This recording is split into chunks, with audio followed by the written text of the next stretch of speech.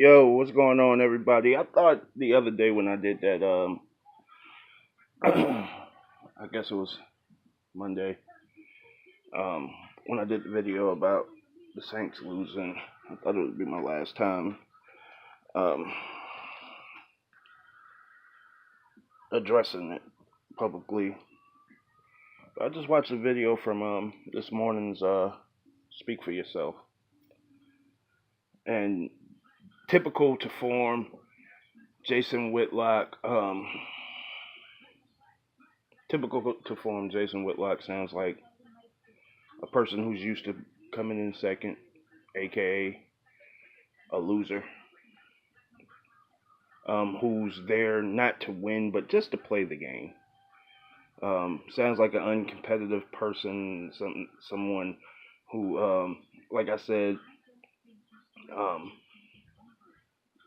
showed up to the game as a player and didn't care whether they won or lost. Um, Basically saying that the Saints are sore losers. And I agree with. I'm gonna post a video in the link, but I agree with Marcellus Wiley. If you're talking about an instance, that game was salted. That game was over. I want y'all to understand that even what Mangini said, what Mangini said, and I understand you were a part of a cheating dynasty. So I understand where you're coming from, and it's not that big of a deal. So you will have mainly been on the other side of the cheating early on in your career. Now, with that being said, yo, check it out. Um, what you when you said that there would have been 30 seconds left, no, there would have been 4 seconds left. 4 seconds. They only had one timeout. They only had one timeout left. That game was over. 4 seconds left before they kicked the field goal. And when they kicked the field goal, that was going to take at least 2 seconds off the clock because it would have been a short field goal. So they could have had 2 or 1 second left in the game. Over. The game is over. So let's be clear about this, y'all. I'm gonna be clear about this, and I'm gonna put it all the way out here. Jason Whitlock, you're you like I don't even really know why I'm addressing you because you're gonna say what you think is going to get you headlines or whatever. You just really a shock job. Like you're the person who tries to go against the grain, but even those who try to go against the grain use common sense. It's been 48 hours, and they're sore losers for still bringing it up. If you can get over something like that in a day, you're not a competitor. You're the reason that kids don't have to win a championship to get trophies. Kids don't have to. You are the epitome of participation trophies. That's what you are. We don't even teach it. We teach kids that it's okay to lose. Now we don't teach them to aspire to be the best anymore. We teach kids now to participate, to go out and have fun and not even care about winning. You know what that makes us losers. It makes us losers. Yeah, you're supposed to get out there and try, and it means something. It means a whole bunch that you went out and tried. But people spend their whole lives.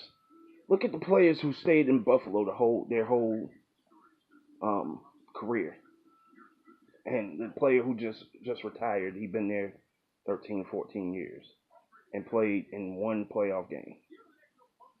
People spend their whole lives trying to get to that game, to that Super Bowl. So for it to be snatched away, you just on some bullshit talking about it was a it wasn't a bad throw because he was obviously coming back to the ball and he was making a play on the ball. You don't even I don't even think you know the rules of football. Tommy Lee Lewis was coming back to the ball. The play was a, and he wasn't allowed to do that because of he didn't the cornerback didn't even look for the ball. He just ran through him, put his head down, helmet to helmet, and all of this stuff. You can keep on talking about that, talking about all of the stuff beforehand and what Sean Payton called and this, that, and the third. But at the end of the day, you're supposed to do enough to win the game, and that game was over if that call wasn't missed. Not if the call was made. If the call wasn't missed, the game is over. And we did enough to win the fucking game. I don't understand what people don't understand about that. You may never get over it. It's the Super Bowl. You never played professionally, so you don't understand that. You never played for a bonus. You never played for the notoriety, for the ring, and to know that you're etched in history forever. Because you played high school and college ball. That's it. That's it. So you might think, oh, it's not the end of the world because you wrote articles to get where you are. These guys put blood, sweat, and tears training OTAs, 2-a-days, all of this stuff, so they could get to that game, and to have it stolen from them, to have it snatched from them, and you say, oh, Sean Payton should get. Do you know how hard that is? Do you know how hard it is? Not the fact that the game is hard, but do you know how hard it is to pitch your will against somebody else's will and to win? When y'all there for the same thing, which is a win, and you're going against the man across from you, who's big and strong just like you, and you have to win? Do you understand that? Do you not understand the concept of that? And then when you win, you don't want it snatched. And Mangini, dude, you shouldn't even been on the panel. You come on, man. You were there for the whole Spygate. You got caught doing Spygate. You shouldn't have been. They should have took you off the panel for that conversation. You got caught doing Spygate and when you were coaching for the Jets. You got caught cheating. So don't do that.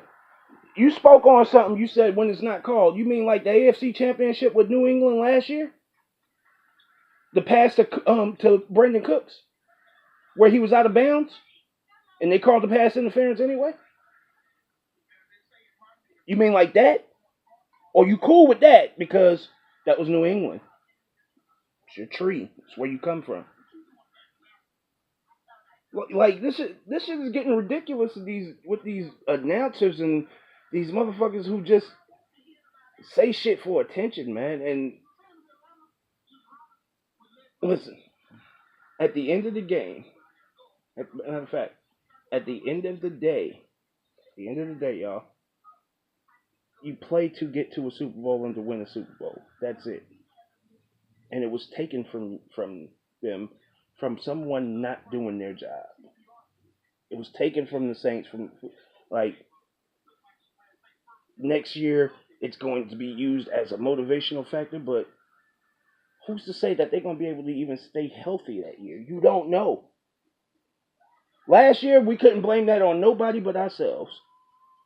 This year right here, no one. And then when y'all say the 6 or 7 mistake, no one plays a perfect game. It doesn't happen.